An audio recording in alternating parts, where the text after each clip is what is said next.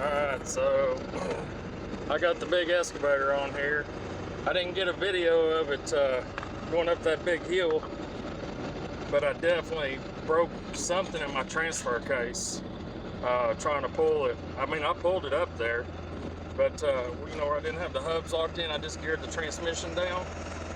And so, man, this thing's heavy. I'll get out and do a walk around here in a minute.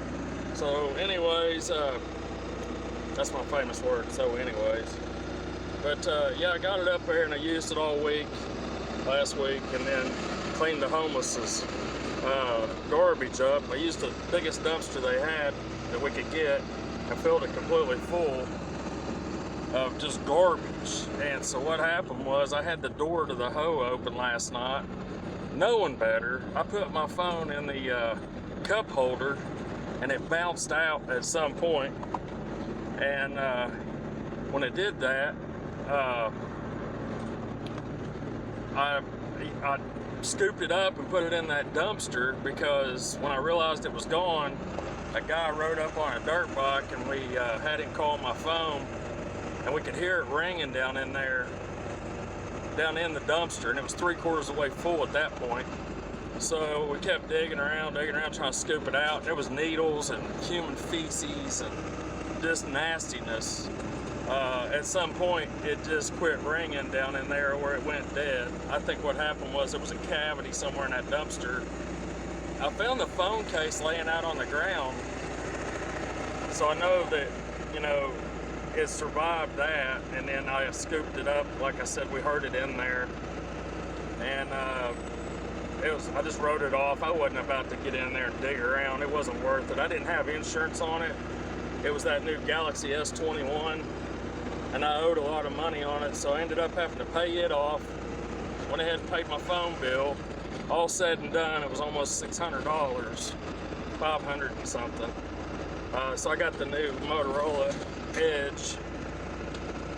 That's a state cop. That's nice. I wonder what he thinks about that. I don't think I can do anything anyways. It's personal use. But so when I hauled it down here, my rear brakes actually on the truck caught on fire. Or not on fire, but they were smoldering. They had gotten so hot. The trailer brakes, they're doing their job, but this thing, I come off one of these big hills on this road here, and the light changed, just like this one's probably gonna change, because there's cars sitting there. I'm gonna go for it.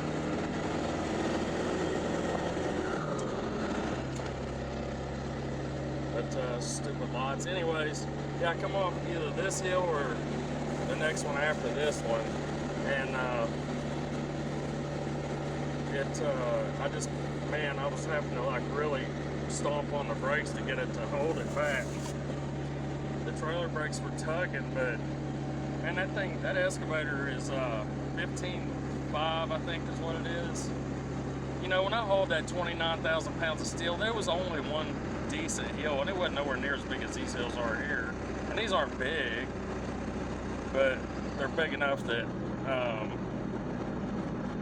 you know, the 7.3 can tell it's on there. Let's put it that way. We're doing good today. We're catching all green lights. We don't have no idiot pull out in front of us. I'm just taking my time. Cat dealership ain't but a half a mile from my girlfriend's house. I'm gonna go there and cut some logs and get them ready to go to the sawmill. But yeah, anyways, thanks for all my viewers and subscribers, and this ain't had a lot of content recently. I'm not paying attention. I've got it on 65 horse performance. That light must have changed. It did. Oh no, wait, we got the green light here. Good, they changed it. Good deal.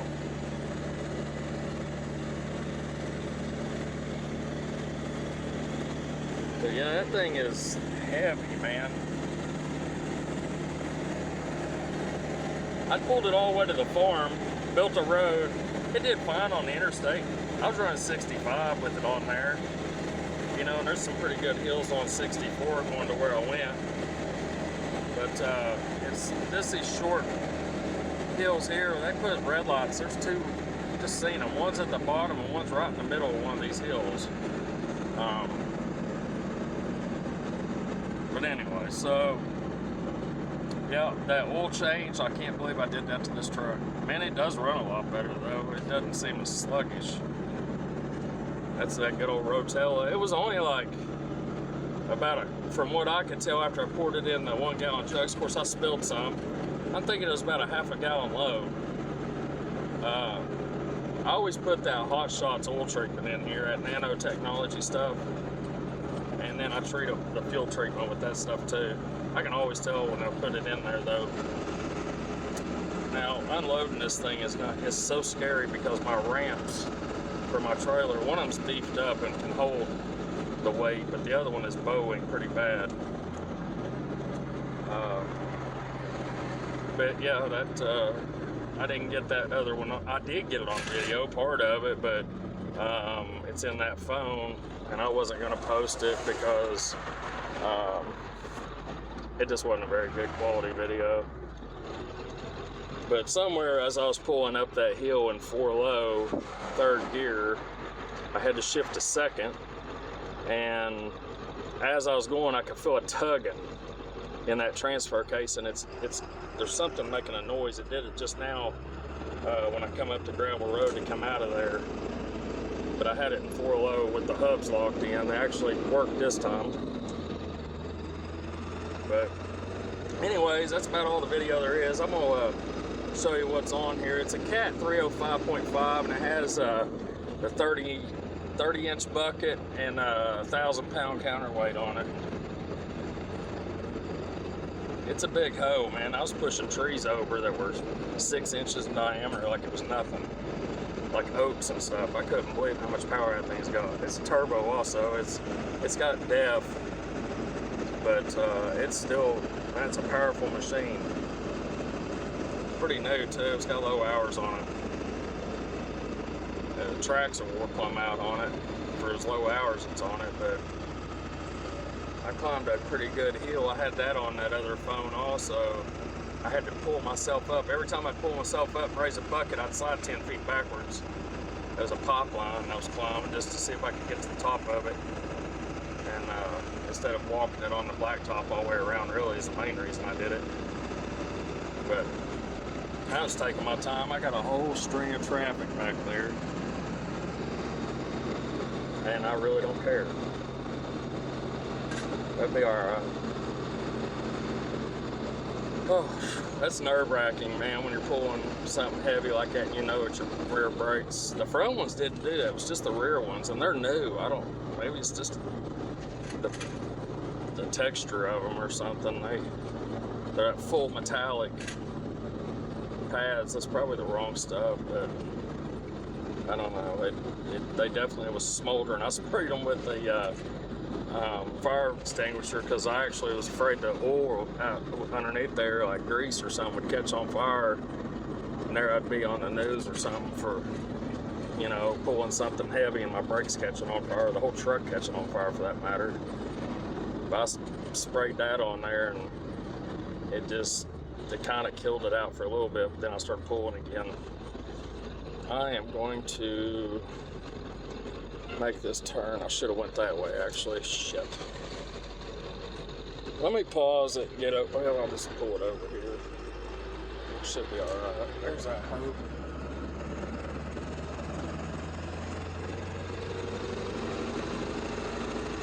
Show you how I got it chained down on there.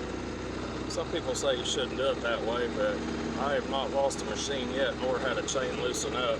So what I do is I run a chain through one end of it to the trailer, and then I pull the machine against it, that chain tight, and then I put another chain on the front of it, and I put a binder on it. I like the snap binders better than those ratchet binders, but you know, it's everybody's preference. I really don't know where I'm going to put this thing at. I can't get in the yard or the driveway, so let me pause it and I'll be right back. Let me do a walk around. I had to go and ask those people if it was alright.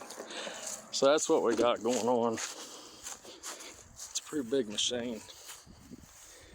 You know, you can see I didn't put no air in the airbags. It squatted those leaf springs. But a pretty good looking old truck. Works good though. But anyways, yeah, so thanks for watching. Thanks for being subscribed. We're gonna go up on that hill and get those dead trees down, and there's a bunch of big ones in there. You can't see up in, I don't know if you can see up in there or not, but there's some big ass trees up there I'm gonna cut. They're white and black oak. Load them on the trailer and I'll do a video on that.